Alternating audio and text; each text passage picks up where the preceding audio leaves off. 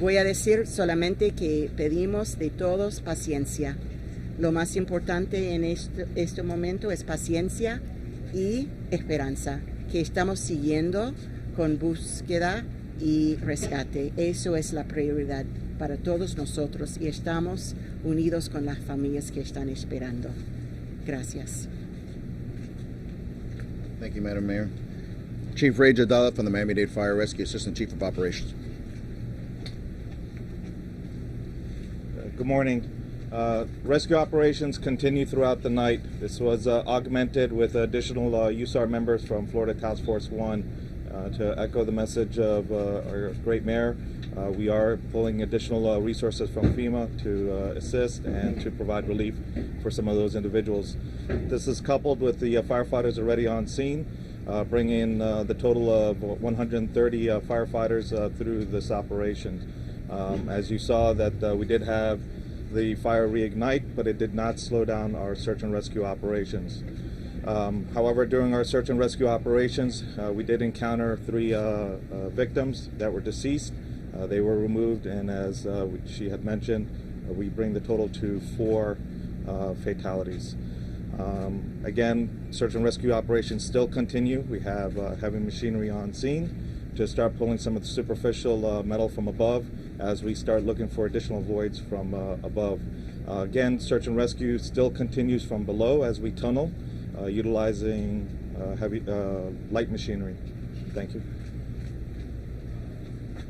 Thank you, Chief. To provide Spanish, we're going to have Public Information Officer Erica Benitez from Miami-Dade Fire. Buenos días. Hoy nuestras operaciones de búsqueda y rescate continúan. Nosotros tenemos equipo adicional trabajando en esta operación. Como ya escucharon, sí encontramos 3 personas adicionales que han fallecido en este derrumbe. Nosotros hemos continuado trabajando toda la noche. Tenemos equipos especiales y personal capacitado para continuar con esta operación. Lo que queremos es que sepan que continuamos esperando encontrar vida debajo de los escombros. Pero sí sabemos que esta es una operación bastante difícil. En este momento tenemos aproximadamente 130 miembros del Departamento de Bomberos y de Búsqueda y Rescate de Miami-Dade continuando en esta labor. Muchas gracias. Thank you, Erica. Director Alfredo Ramirez from the Miami-Dade Police Department.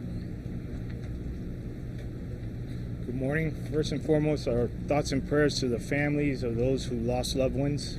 Currently, right now, as it was stated, we have 4 victims that lost their lives. Our homicide detectives are working with the medical examiner's office right now to identify those victims, and we have victim advocates as well that next of kin notifications will be made.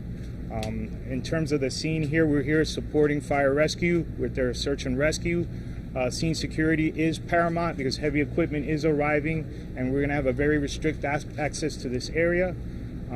Go to Spanish really quick. Estamos rezando por las víctimas. Hemos perdido 4 personas que han fallecido. Nuestros detectives están trabajando para identificar a las víctimas y también avisar a la familia. Estamos manteniendo la área restricta porque tenemos equipo aquí muy fuerte. So vamos a seguir trabajando y ayudando el Fire Rescue. Gracias. Thank you, Director. We're going to have Kevin Guthrie. He represents the Florida Division of Emergency Management. Morning, everyone. Kevin Guthrie, Director of the Florida Division of Emergency Management. Overnight, we had a mutual aid request go in that is being handled by the State Fire Marshal's Office for additional urban search and rescue teams. You know that Florida Task Force 2, which is out of the city of Miami, is going to be the first to help rotate in to help Miami-Dade Fire Rescue here at the site. We have put the additional search and rescue teams throughout the state. There's a total of 8 teams throughout the state, so that's an additional 6 teams have been put on standby to rotate in as needed at the request of Miami-Dade Fire Rescue. So that has happened. At 12:26 this morning, you heard the mayor refer to it. At 12:26 a.m. this morning, I received the emergency declaration from FEMA, and that has happened. that is going to turn on what is referred to as Category A, debris removal, Category B, emergency protective measures, and individual assistance for FEMA reimbursement. We will be providing throughout the day additional details as more FEMA staff roll in on the individual assistance piece, but I think that we should set the expectation now that that will be limited to addresses at 8777 Collins Road. So please just know that that is coming. As I said, FEMA is on the way. The first individual came in about 3 a.m. this morning. That is our state regional coordinator, Paul Williams. He is going to be followed by about 15 additional personnel from FEMA throughout the day. And then we also have additional staff from the Florida Division of Emergency Management coming in throughout the day as well today. I'd be remiss if I didn't say the entire team that works in Tallahassee is activated. The men and women there are ready to support as needed. And again, you know, as we've always said at these disasters, FEMA helps federally support a disaster. The state helps manage the disaster, but everything is executed at the local level. So again, federally supported, state managed, locally executed, and that's what we are teaming up here with Miami-Dade County to make sure that that happens. Thank you very much. Thank you, Mr. Guthrie. And next speaker, we're going to have Mr. Ryan Logan give important information regarding the Red Cross. Good morning. I'm Ryan Logan. I'm the Regional Disaster Officer for the American Red Cross here in South Florida. And we, like these other organizations, were on scene in the early hours of yesterday morning, beginning to provide whatever support we could to those that have been displaced. Yesterday morning, we worked with both the city of Surfside as well as the Miami-Dade County to begin to support the opening and the operation of the reception center and the family reunification center.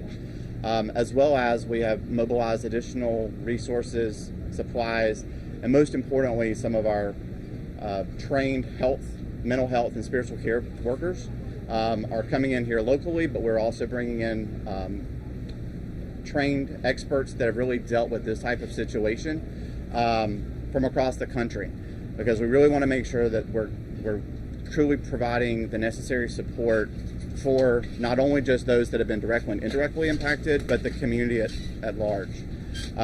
We also have been working with the families that have been displaced to try to secure temporary lodging for them. And we've begun the casework process to really start them to think about just some of the basic next steps that they may need to take moving forward. In addition to that, we know that everybody really wants to help during these times, and that's what makes us the country that we are.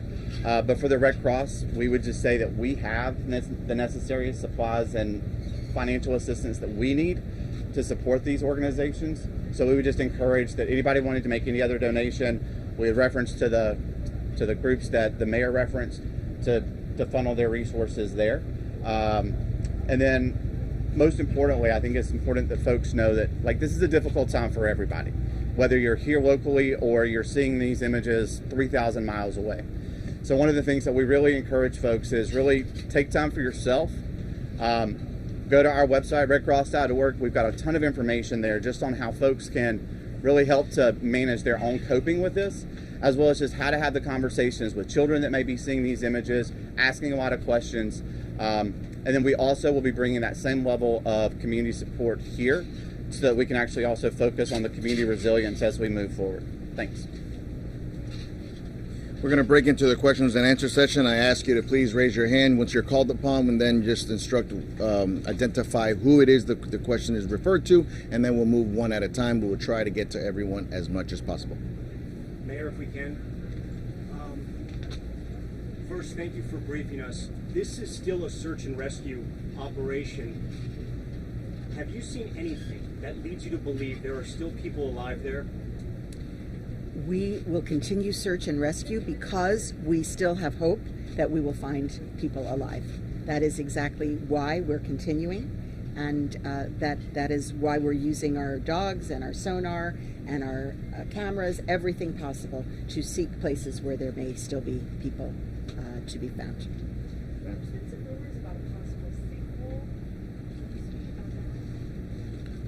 What kind of a hole? No, I can't confirm that. They're actively involved in search and rescue from both below and from above at this time. Sure. Chief Jadal, can you please talk about the TAC tactics that your teams are using? You mentioned sort of going from above with some artificial metal or something, and then also below, just to take us through what's happening. So throughout the night, no different than from when we began operations.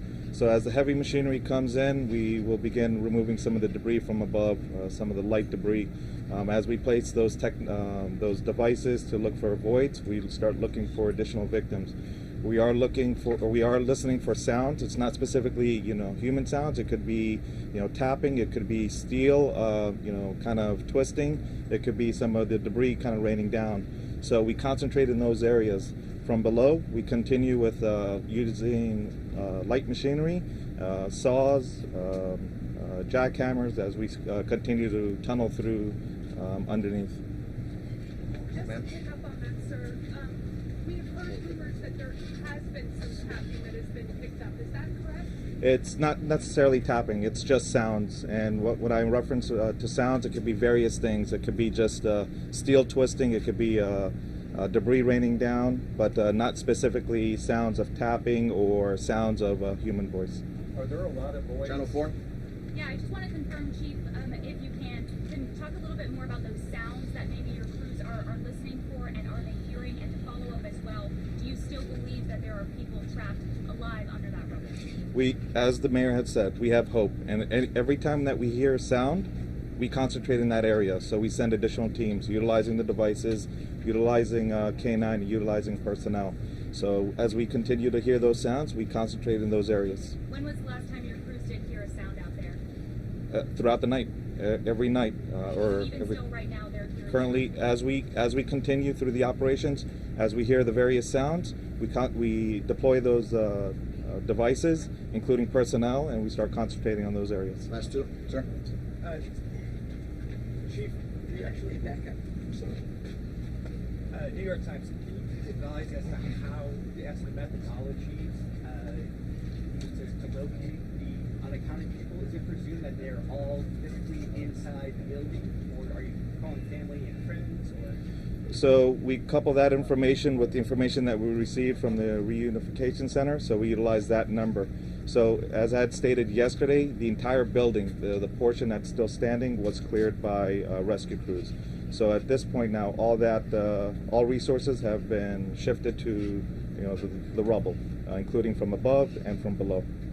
We're going to have the gentleman, the Associated Press, and we're done for the day. There was a national TV report last night that you guys had made contact with somebody with a cell phone that turned out that's not correct. That's unfounded. Chief, on a personal level, can you talk about the bravery? Can you talk about the bravery of your firefighters who are going in there not knowing if that rubble could shift, if there could be another collapse? This is the risk that we take. It's the risk versus benefit. Every time we have that belief that there's hope, with personnel that are trapped, we do risk our lives. It's, I just want to speak to this as well. So. It's incredibly moving to be on site with these safety personnel, fire rescue. They are totally motivated to find people. They have to be pulled off the shift. That is how motivated they are to continue their efforts. Last question. Two questions. One, have you got a breakdown of the nationalities of the people who are unaccounted for? And secondly, when was the last time that someone was pulled out of there? Physically, what time was it that someone was pulled out alive? Okay. Before, I just want to make another point to this gentleman. This work is being done at extreme risk to these individuals. Debris is falling on them as they do their work.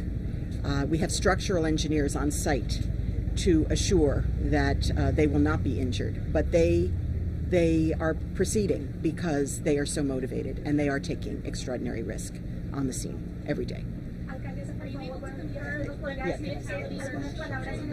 She's going to repeat that in Spanish. Okay. Quiero decir que estos hombres y mujeres están los héroes de esta época. Están trabajando en condiciones muy peligrosas, están tomando mucho riesgo y ellos están tan motivados a encontrar personas vivas y están siguiendo sin pensar en su riesgo. Y nosotros tenemos que parar, que sacan de allí para que toman tiempo para descansar, pero ellos están siguiendo con energía increíble para hacer su trabajo. ¿Qué nos puede decir sobre la investigación, alcaldesa? Están siguiendo search and rescue, búsqueda y rescate, siempre. Alcaldesa, We're good for the day. dicho que está demorado el proceso.